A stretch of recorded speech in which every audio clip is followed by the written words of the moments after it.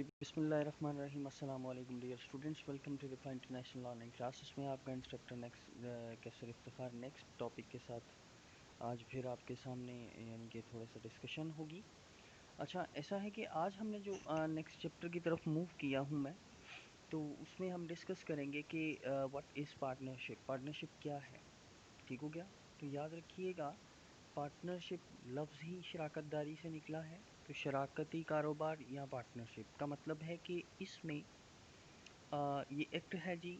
ये आपको एमसीक्यूज़ में भी पूछ सकते हैं कि 1932 इसका एक्ट है। ठीक हो गया। जो इसका एक बाय लॉ है वो 1932 है। ठीक हो गया।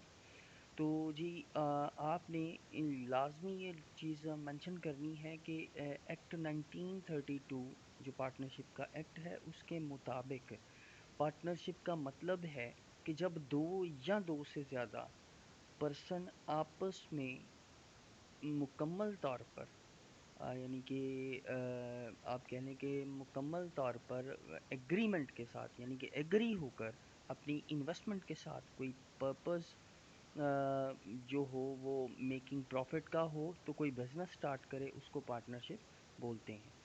तो याद रखिएगा, पार्टनरशिप के अंदर कम से कम 2 पर्सन्स हैं और मैक्सिमम जो है वो जो है 20 पर्सन है। ठीक हो गया, मैक्सिमम। तो जी अगर क्वेश्चन बनता है, अगर 20 से ज़्यादा एक्सीड कर जाएंगे तो फिर क्या होगा, तो फिर ये होगा कि ये जो पार्टनरशिप का जो फॉर्म है यानी कि शराकत दारी जो है वो कन्वर्ट हो जाएगा किसी और टाइप ऑफ बिजनेस में, वो पार्टनरशिप नहीं रहेगी। ठीक हो गया। तो ये एक ऐसी एसोसिएशन है जिसमें दो या कम से कम दो और मैक्सिमम 20 पर्सन्स जो हैं वो बिजनेस को शुरू करते हैं आपस में फैसला करके अपनी इन्वेस्टमेंट के साथ। ठीक हो गया। और इनका मकसद क्या है, याद रखिएगा, बिजनेस वर्ड ही वो है और बिजनेस कहा भी उसी को जाता है जिसमें ये जो आपका जो पर्पस है वो मेकिंग प्रॉफिट हो। ठीक हो गया बच्चे, एक बात तो ये क्लियर होगी। और सेकंड वन है कि जो बैंकिंग सेक्टर है वो भी बेसिकली टाइप ऑफ पार्टनरशिप ही है, यानी कि वो भी पार्टनरशिप ही का बिजनेस होता है। लेकिन याद रखिएगा, वो उसकी जो स्ट्रेंथ ऑफ पीपल है यानी कि उसके अंदर जो पर्सन्स हैं वो कितने हैं, मैक्सिमम जो हैं वो 10 है और मिनिमम तो आपको पता है 2 है। ठीक हो गया। तो 10 से ज़्यादा बैंकिंग सेक्टर में नहीं होते। तो ये बात भी आपने जहन नशीन कर लेनी है।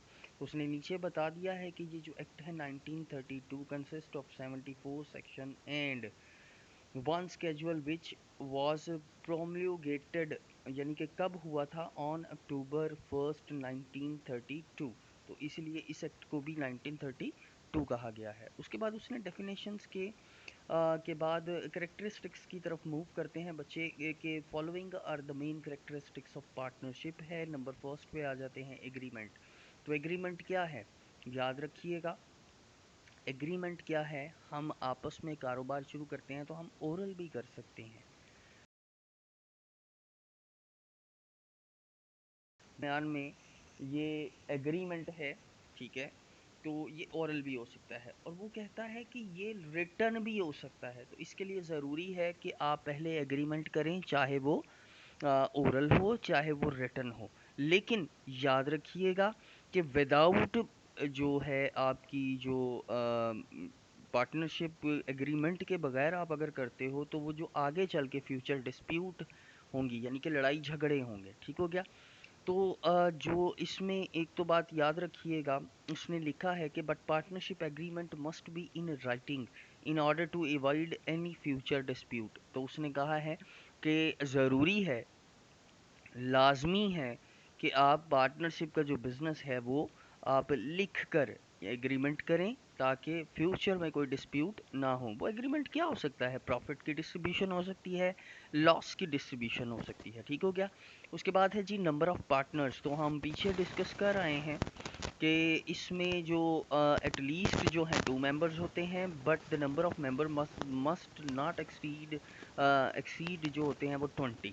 ठीक है। But in case of ordinary business, ये जो बैंकिंग सेक्टर की बात है, ठीक हो गया, उसमें वो कह रहा है कि 10 है जी मैक्सिमाइज जो आप कर सकते हैं। ठीक हो गया।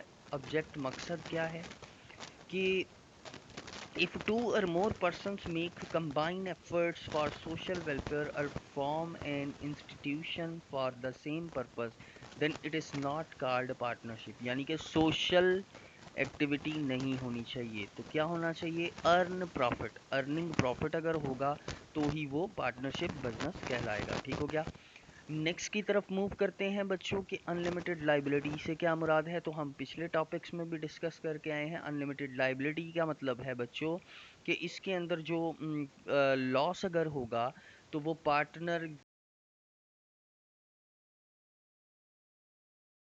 के अपनी ज़ाती प्रॉपर्टी सेल क्यों ना करनी पड़े। ठीक हो गया मेरा बच्चा, ये बात क्लियर कर लीजिए। उसके बाद है ट्रांसफ़र ऑफ राइट्स। तो जी कोई भी पर्सन इसके अंदर अपने राइट्स यानी कि अपने शेयर्स को ट्रांसफ़र नहीं कर सकता to another person without the consent of all partners. ठीक हो गया। तो जी बग़ैर मशवरे के दूसरे पार्टनर्स के अपने राइट्स जो हैं, अपने शेयर्स जो हैं, वो किसी दूसरे को नहीं ट्रांसफ़र कर सकता। ठीक हो गया। हाँ ऐसा है कि अगर सपोज़ एक पर्सन बीच में से निकल जाता है, 19 पर्सन्स रह जाते हैं, तो उसका पैसा पूसा क्लियर कर देते हैं, तो फिर ये पार्टनरशिप तो क्या हो जाएगी? इसका मतलब है डिज़ॉल्व होके ये रीन्यू हो जाएगी 19 पर्सन्स के दरमियान में। ठीक हो गया। तो जी ये भी आपको क्लियर हो गया होगा उम्मीद करता हूँ। फिर है जी next legal entity. Legal entity का मतलब है कि कानूनी हैसियत से मुराद ये है कि अगर तो आपका बिजनेस रजिस्टर्ड है तो इसकी कानूनी हैसियत है, अगर रजिस्टर्ड नहीं है तो इसकी कानूनी हैसियत नहीं है। ठीक हो गया बच्चे।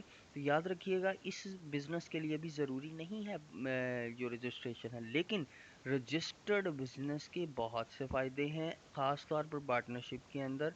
तो अगर वो रजिस्टर्ड है तो फ्यूचर डिस्प्यूट्स तो बिल्कुल भी नहीं हो सकती हैं। ठीक हो गया बच्चे। उसके बाद है कि payment of tax. In partnership business, the firm pays tax on its profit and remaining profit after tax is distributing among the partners। यानी कि क्या होगा, तमाम अखराजात पहले प्रॉफिट में से लेस होंगे, क्योंकि जो प्रॉफिट होकर आता है ना वो बेसिकली ग्रॉस प्रॉफिट होता है। आप इंशाल्लाह ताला अकाउंटिंग में भी पढ़ेंगे। ग्रॉस प्रॉफिट बेसिकली वो होता है कि आपने पैसे लगाए 10 लाख रुपया और आपने कमाए 15 लाख रुपया, तो वो 10 और 5 लाख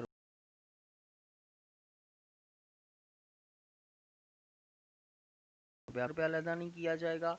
और जब तक वो तमाम अखराजात जो हैं, टैक्स, सैलरीज, रेंट, बिजली, ये सारा कुछ निकाल कर जो बचेगा उसको आप नेट प्रॉफिट कहेंगे। ठीक हो गया बच्चों। तो नेक्स्ट की तरफ मूव करते हैं। ऑडिट। बेसिकली ऑडिट है यानी कि चेक एंड बैलेंस जिसको आप बोलते हो। अनरजिस्टर्ड जो है firm has no legal entity, so there is no registration restriction for the audit of business accounts. लेकिन अगर रजिस्टर्ड है तो इंटरनल भी ऑडिट होगा और एक्सटर्नल भी होगा, क्योंकि आपको हायर करेंगे, वो हायर करना पड़ेगा और वो आकर देखेगा कि क्या हिसाब किताब से जो डिस्ट्रीब्यूशन आपने लिखवाई है, क्या उस हिसाब से आप ये तमाम जो फॉर्मेलिटीज़ हैं फॉर द बिज़नेस वो पूरी हो रही हैं कि नहीं हो रही। ठीक हो गया बच्चों। तो पार्टनरशिप एक्ट है नेक्स्ट। तो आपको मैं बता देता हूँ कि वो 1932 है जिसके मुताबिक ये पार्टनरशिप चल रही है। ठीक हो गया। उसके बाद नेक्स्ट की तरफ मूव करते हैं। बेटा वो पॉइंट कटा हुआ है, लेकिन management is the backbone of the any business. तो याद रखिएगा मैनेजमेंट होगी तो आपके बिज़नेस के जितने भी मामलात हैं, अफेयर्स हैं, वो बखूबी परफॉर्म कर सकते हैं। ठीक है। उसके बगैर कोई बिज़नेस प्रॉफिट की तरफ यानी कि प्रॉफिट ज़्यादा प्रॉफिट की तरफ मूव नहीं कर सकता। तो प्री प्लानिंग्स हैं जी मैनेजमेंट के अंदर, तो ये याद रखिएगा। ठीक है बच्चों। इसको अच्छे तरीके से पढ़िएगा, देखिएगा, फिर इंशाल्लाह ताला डिस्कस करेंगे। अगर कोई प्रॉब्लम होगी तो जी तब तक के लिए इजाज़त दीजिएगा। अल्लाह हाफ़िज़। अस्सलाम वालेकुम।